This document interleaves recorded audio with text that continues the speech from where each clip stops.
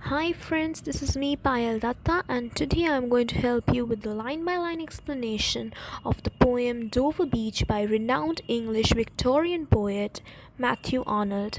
If you haven't subscribed to my channel yet, please do subscribe by hitting the bell icon below. The poem is a dramatic monologue. A dramatic monologue is where there is only one speaker and a supposed listener. The listener does not speak, but the presence can be understood. In this dramatic monologue, the speaker expresses his frustration and hopelessness of the modern chaotic world. So we begin the poem. The sea is calm tonight, the tide is full. The moon lies fair upon the straits. On the French coast, the light gleams and is gone. The cliffs of England stand, glimmering and vast, out in the tranquil bay. The opening line of the poem, The Sea is Calm Tonight, ends with a period, a full stop. Thus, the line is simple and complete in itself. The line is calm like the ocean. The tide is full, the moon lies fair upon the strait. According to the speaker, the tide is high and full, and the moon is lightening the straits. On the French coast, the light gleams and is gone. The cliffs of England stand glimmering and vast. Here Arnold tells us the setting of the poem. The speaker is somewhere on the coast of England, looking out at the English Channel, which separates England from France. Now, Dover is a town famous for its white cliffs, right at the narrowest point of the English Channel. The French town of Calais is about 20 miles away, which is why the speaker can see the light there. On the French coast, the light gleams and is gone. So, when the light vanishes, that is gone, the speaker sees the cliffs of England stand, which are shining in the moonlight out in the bay. Now, the tranquil bay reminds us, that is, the readers, of the very first line where the water was said to be calm. This sets a tone in the poem, which is a very calm tone. Come to the window, sweet is the night air, only. From the long line of spray where the sea meets the moon-blanched land. For the first time in the poem, we come to know about the supposed listener in the poem. So I already told you that in a dramatic monologue, you have a supposed listener. The words come to the window implies that the speaker and his listener are inside a room, and the speaker wants the listener to look outside the window and enjoy the pleasant air of night. He then asks his listener to focus only on the edge where the sea meets the land, stating long line of spray. The land is moon blanched, that is, white and shiny due to the moonlight. Now, so long the poem was calm and tranquil, but in the next few lines, the mood suddenly changes.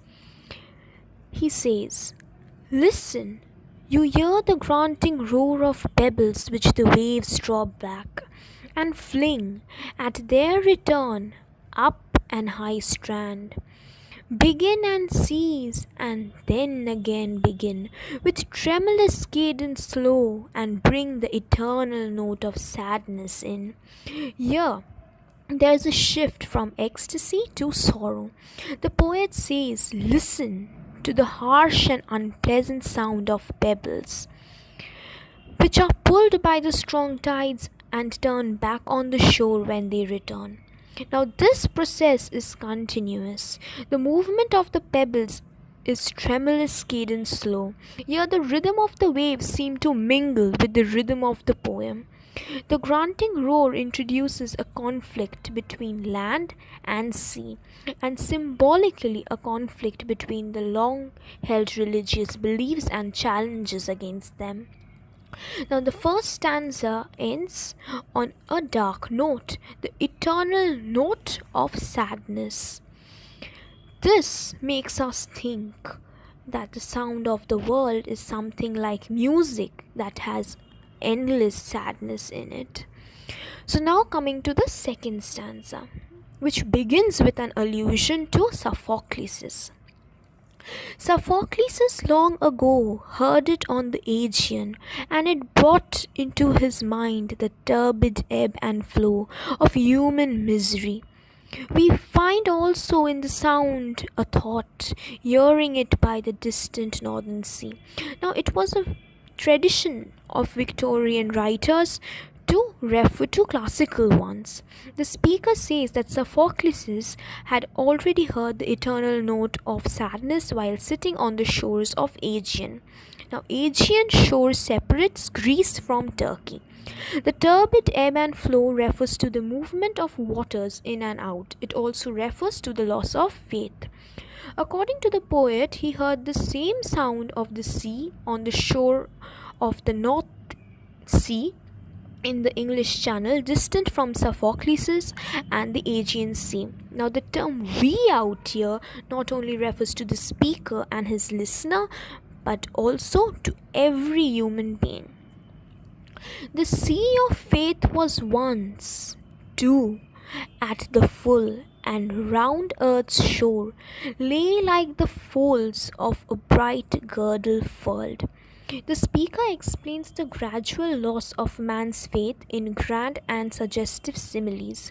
He uses the metaphor to compare faith in religion to a sea that surrounds the world. The speaker reminds the world in which there was full faith and man believed in religion. That faith is gradually passing away, and it brings into mind a dreary feeling of helplessness, as though the mind is left stripped and bare on the vast dreary edges of an unknown land. Now, Arnold here uses a simile, lay like the folds of a bright girdled furl. Okay, so in this simile, Arnold speaks about a message. He tells us, he compares the ocean to a very beautiful girdle. When the ocean of faith was at its height, it was like a bright girdle rolled up around the world. Now, next he says, but now I only hear its melancholy, long withdrawing roar, retreating to the breath of the night wind, down and vast edges, drear and naked shingles of the world. So, just like the ocean, the sea of faith is retreating. Now, this brings back the image of the rhythmic force of nature, like the cadence of the pebbles in the waves. Arnold describes the effects of industrialization in the Victorian age. The poem condemns the loss of faith resulting from industrialization that led to capitalism, and then further it led to individualism and greed. So, the sea, which was calm, is no longer calm, and the night air is no longer sweet. As faith pulls away, it leaves behind naked shingles and dreary desolation. Ah, love, let us be true to one another, for the world which seems to lie before us like a land of dreams, so various, so beautiful, so new, hath really neither joy nor love nor light, nor certitude nor peace nor help for pain. So here the poem shows a feeling of escapism. The poet asks his beloved to be true to him. The poet believes that the world, which was like the land of dreams, is hollow from inside. There is no joy, no peace, or sympathy in it. And we are here as on darkling plain, swept with confused alarms of struggle and flight, where ignorant armies clash by night. Both the poet and his beloved are in a darkling plain. They hear the sounds of struggle and flights of people who are fighting without seeing each other. The fight may be recorded as a fight of opposing ideologies in the mind of man, or that of forces of materialism, or trivial battles of age and youth, or any political forces. So the poem concludes with a terrible picture of the Victorian society. People have lost their faith in God, they engage in commerce, they have become selfish and materialistic, which decrease the satisfaction in life. The only way out of this disaster, according to Arnold, is to love each other and have faith in one another and do believe in God and live in reality rather than a world of dreams. So, here I end my explanation. Please like, share, and subscribe to my channel. If you have any further doubts about this poem, leave it in the comment section. I will definitely answer all your queries. So, thank you for watching.